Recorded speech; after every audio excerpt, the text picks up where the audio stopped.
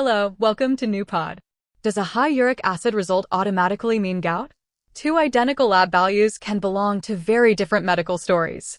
Today we separate a blood test, silent crystal deposits, an acute attack, and established disease so treatment decisions rest on solid evidence. Imagine two people with the same serum urate result. One has never had suggestive joint pain. The number appeared on unrelated routine testing. The other has experienced sudden episodes involving a red, hot, swollen, extremely painful joint, followed by quiet periods. These fictional examples show why one number cannot tell the same story for both people.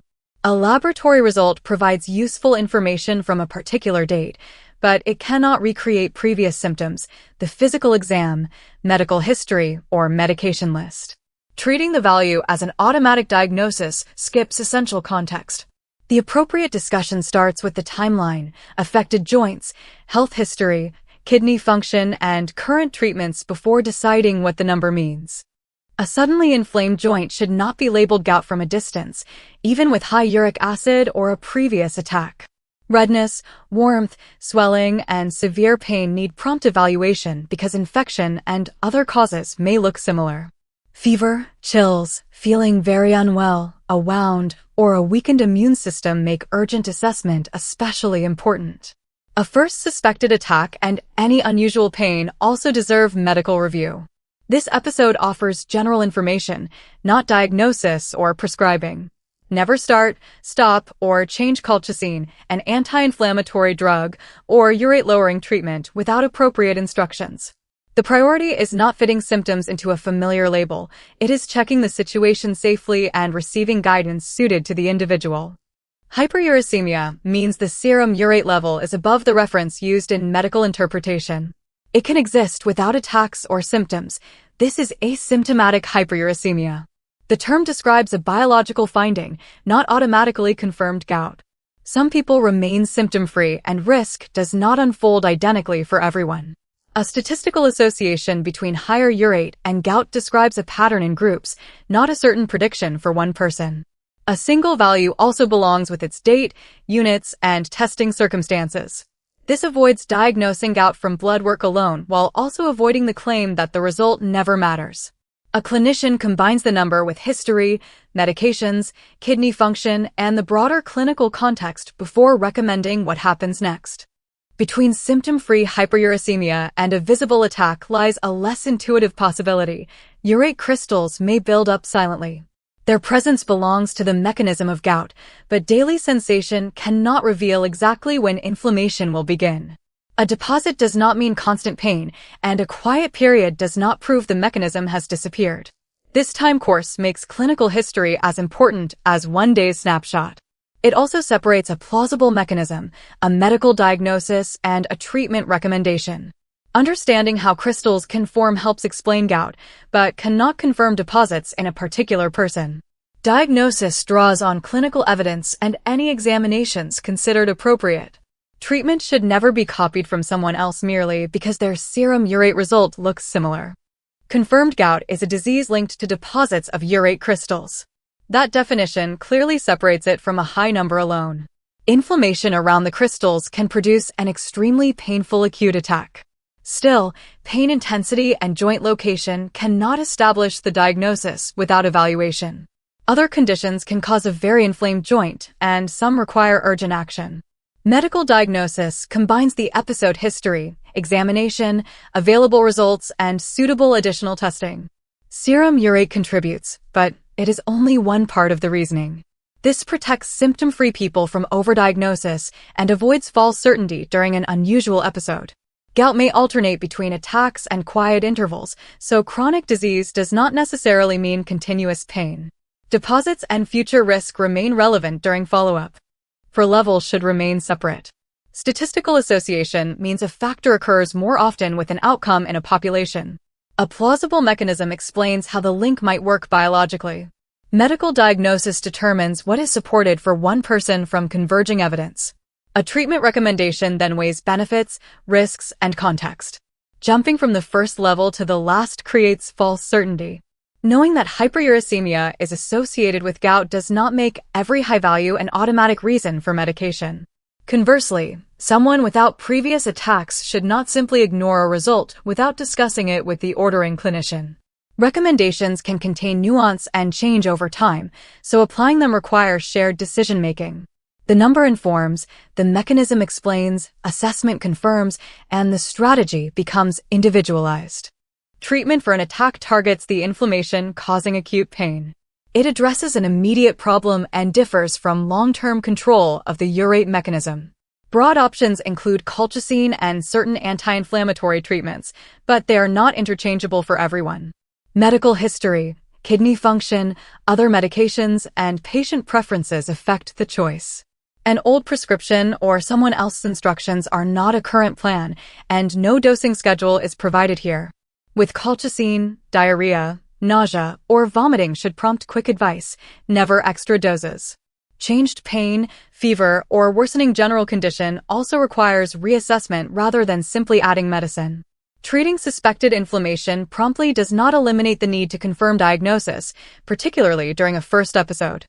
Urate-lowering treatment has a different purpose, reducing serum urate and addressing the crystal mechanism over time when gout is confirmed and that strategy is indicated. It should not be judged only by how someone feels today. The clinician defines an individualized urate target, monitoring schedule, and appropriate plan. History, kidney function, possible interactions, and preferences matter. Starting, stopping, or changing treatment without guidance can disrupt care. Any rash while taking Allopurinol should be reported promptly according to the instructions received. This warning gives a safe response to a specific sign. It does not predict that everyone will develop a problem. Monitoring also reviews effectiveness, adherence, and tolerance. Distinguishing long-term care from attack treatment prevents expecting instant relief from one or lasting crystal control from the other. Food, alcohol, sugary drinks, body weight, and hydration can influence risk, but none tells the whole story of gout. Discussing them as factors is different from blaming someone for causing disease. Habits exist within real lives, preferences, constraints, and health conditions. Useful adjustments require realistic goals rather than punishment or extremes. Kidney function, health history, and some medications also shape the clinical context. Diet cannot erase them. For confirmed gout, lifestyle can support a strategy without automatically replacing indicated treatment. For asymptomatic hyperuricemia, the next step cannot be copied from general advice intended for someone else. Gradual changes are often easier to sustain. Shared decision-making identifies feasible measures and realistic expectations without turning every meal into a moral judgment. Detox programs, miracle remedies, and promises to dissolve crystals quickly create an illusion of immediate control. They oversimplify a mechanism that develops over time and a disease that requires follow-up. Purification language can imply that someone caused the problem and can repair it with one short program. That message is misleading and blaming. A product called natural may still interact with medications or be unsuitable for a health condition. Bring a complete supplement list to the doctor or pharmacist. No prescription does not mean no risk. High price or popularity does not prove effectiveness. Commercial promises rarely state an urate target, monitoring method, or response to side effects. A less dramatic but stronger path uses established diagnosis, explicit goals, appropriate treatment, and regular reevaluation. Structured notes make a visit more informative. Record each episode's date, duration, affected joints, how pain began, and associated signs. The purpose is not self-diagnosis, but preserving a timeline that is hard to reconstruct after pain resolves. Keep serum urate results with their date and units, because a copied number without those details loses meaning. Bring a complete list of regular and occasional medications and supplements. Organized information leaves more time for explanation and helps the clinician compare periods, investigate causes, and interpret measurements. If a joint suddenly becomes red, hot, swollen, and extremely painful, especially with general illness, note-taking must never delay prompt medical evaluation. Ask which treatment addresses the attack and which is long-term. This distinction clarifies each medication's purpose and realistic expectations. If gout is confirmed, ask what serum urate target applies, how it will be monitored, and on what schedule. Understand why the proposed choice fits kidney function, medical history, other treatments, and personal preferences. Uncertainty or differences between recommendations can be discussed openly. They explain why two cases may receive different plans. A pharmacist can help check understanding and identify interactions. Prepared questions prevent important points from being forgotten. Instructions about adverse effects should be restated in simple language. Shared decisions become possible when diagnosis, purpose, monitoring, and warning signs are all clear. Return to the two matching results. For the person without symptoms, the value may represent asymptomatic hyperuricemia that needs context, not an immediate disease label. For the person with joint episodes, history guides evaluation but does not eliminate the need to confirm gout and exclude other causes. Silent deposits may exist between these situations without one blood test revealing the whole process. A number, crystals, an inflammatory attack, and chronic disease are related but not interchangeable. This distinction prevents fear of a result from being treated as disease and prevents important symptoms from being dismissed. It guides choices among observation, testing, and treatment. It also offers a less blaming framework. The full medical record, not a presumed dietary failure, explains why decisions must be individualized. Gout is a disease linked to urate crystals that can generally be controlled well through solid diagnosis, appropriate treatment, and regular follow-up. This is realistic confidence, not a promise of an instant cure. Attack treatment targets current inflammation, while urate-lowering treatment addresses the long-term mechanism when indicated. Lifestyle can support care without carrying full responsibility for the outcome. Monitoring checks an individualized target, reviews tolerance, and allows choices to change.